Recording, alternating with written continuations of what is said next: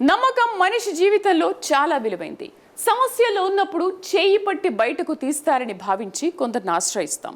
ముఖ్యంగా న్యాయం కోసం పోలీస్ స్టేషన్ మెట్లెక్కినప్పుడు అక్కడ భరోసా దొరుకుతుందని నమ్ముతాం. కానీ అదే నమ్మకం ప్రశ్నార్థకంగా మారిందని ఆరోపణలు వస్తే అది సాధారణ విషయం కాదు. వరంగల్లో ఇప్పుడు అలాంటి ఆరోపణలే తీవ్ర చర్చకు దారితీస్తున్నాయి. కుటుంబ సభ్యులతో పోలీసులను ఆశ్రయించిన ఓ మహిళ తనకు అండగా నిలవాల్సిన అధికారి తన జీవితంలోకి అడుగుపెట్టి వేధింపులకు గురి చేశాడని ఆరోపిస్తోంది. పరిచయం ఎలా పెరిగింది, ఆ నమ్మకం ఎలా భయంగా మారిందని ఆమె చెబుతోంది. చివరికి ఎందుకు మళ్ళీ పోలీసులనే ఆశ్రయించాల్సి వచ్చింది? సంచలనం రేపుతున్న ఈ ఆరోపణల వెనుక వాస్తవాలు ఏంటి? దర్యాప్తులో బయటపడుతున్న అంశాలేంటి?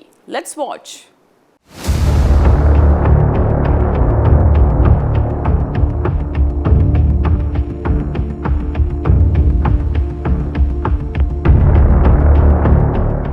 ఖాకీ అంటే భరోసా, న్యాయం కోసం చివరి ఆశ్రయం. కానీ అదే ఖాకీపై నమ్మకం పెట్టుకున్న ఓ మహిళ జీవితంలో చోటు చేసుకున్న పరిణామాలిప్పుడు వరంగల్లో తీవ్ర చర్చకు దారితీస్తున్నాయి. భర్త వేధింపుల నుంచి రక్షణ కోరుతూ పోలీస్ స్టేషన్కి వెళ్లిన ఓ వివాహిత చివరకు అదే వ్యవస్థలో పనిచేసే ఓ అధికారిపై తీవ్ర ఆరోపణలు చేయడం కలకలం రేపుతోంది. 2022 మార్చిలో కుటుంబ కలహాలు, భర్త వేధింపులతో ఇబ్బంది పడుతున్న ఓ మహిళ సహాయం కోసం హనుమకొండ పోలీస్ స్టేషన్ను ఆశ్రయించింది. తన సమస్యకు చట్టబద్ధమైన పరిష్కారం దొరుకుతుందనే ఆశతో వచ్చిన ఆమెకు అక్కడే ఓ కొత్త పరిచయం ఏర్పడింది. అప్పట్లో విధులు నిర్వహిస్తున్న ఎస్ఐ రాజ్ కుమార్ తన సమస్యను పరిష్కరిస్తానని భరోసా ఇచ్చాడు. అయితే అప్పటి నుంచి రాజ్ కుమార్ క్రమంగా వ్యక్తిగతంగా మాట్లాడడం ప్రారంభించాడని బాధితురాలు చెబుతోంది. మొదట సహాయం పేరుతో మొదలైన పరిచయం తర్వాత ఆమె జీవితాన్ని ఊహించని మలుపు తిప్పిందని బాధితురాలు ఆరోపిస్తోంది.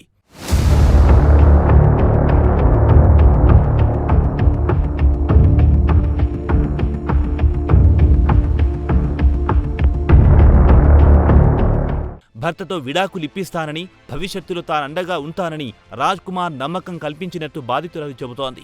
తరచూ ఫోన్ కాల్స్, వ్యక్తిగత సంభాషణల ద్వారా తను పెంచుకున్నాడని ఆమె ఆరోపిస్తోంది. ఆ నమ్మకమే తర్వాత తనకు ఉచ్చుగా మారిందని తెలిపింది. 2022 అక్టోబర్లో తనను కార్లో తీసుకెళ్లి లైంగిక దాడికి పాల్పడ్డాడని, అనంతరం పెళ్లి చేసుకుంటానని హామీ ఇస్తూ సంబంధాన్ని కొనసాగించాడని ఫిర్యాదులో పేర్కొంది.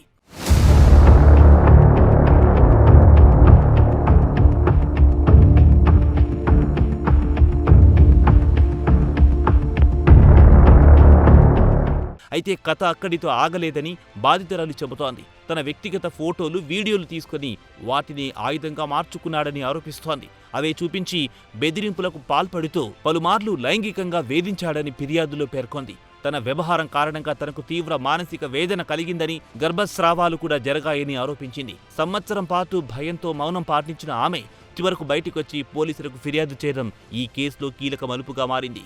ఫిర్యాదు అందుకున్న పోలీసులు బాధితురాలి వాంగ్మూలాన్ని నమోదు చేశారు. ప్రాథమిక విచారణ అనంతరం ఎస్ఐ రాజ్ కుమార్పై కేసు నమోదు చేశారు. ప్రస్తుతం సీసీఎస్లో విధులు నిర్వహిస్తున్న ఆయనను అదుపులో తీసుకుని రిమాండ్కు తరలించారు.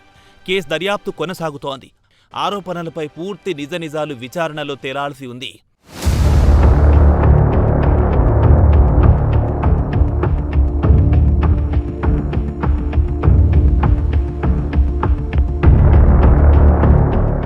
అయితే ఈ ఒక్క కేసు మాత్రమే కాదు, గత కొద్ది వారాలుగా వరంగల్ పోలీస్ కమిషనరేట్ పరిధిలో వరుసగా వెలుగు చూస్తున్న లైంగిక వేధింపుల ఆరోపణలిప్పుడు పెద్ద చర్చకు దారితీస్తున్నాయి.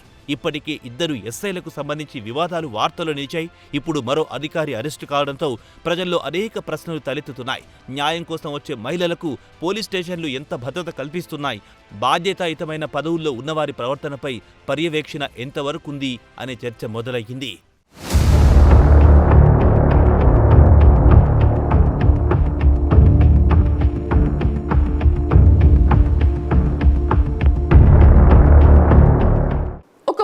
అధికారి తప్పు చేస్తే అది వ్యక్తిగత వ్యవహారంగా మాత్రమే మిగలదు.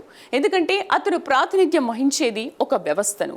అందుకే ఇలాంటి ఆరోపణలు వెలుగులోకి వచ్చిన ప్రతిసారి కేవలం ఒక వ్యక్తి కాదు, మొత్తం వ్యవస్థే ప్రజల ముందు జవాబుదారీగా నిలబడాల్సి వస్తోంది. ఇప్పుడు వరంగల్లో జరుగుతున్న చర్చ కూడా అదే. విచారణలో నిజాలు ఏవైనా తేలొచ్చు, కానీ ప్రజలు ఆశించేది ఒక్కటే: చట్టం ముందు అందరూ సమానమేనని మరోసారి నిరూపించే పారదర్శక దర్యాప్తు.